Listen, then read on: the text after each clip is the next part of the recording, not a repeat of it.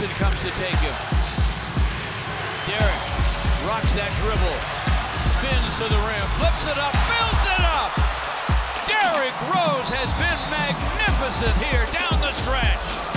What up, Piston fans? Coach Aaron here for another edition of Junior Piston Skills Session. Today, one of my favorite shots in basketball. We're gonna talk about the floater. The Pistons have great guards who know how to implement this shot into their game. Here's what the floater is. You get to that point between the free throw line and the layup. You're gonna plant with 2 feet, hard base, and you're gonna explode off 2 feet, and your wrist and arm are going to elevate that basketball over the defender. You've seen it in plenty of Pistons games. You'll see Derrick Rose break down his defender.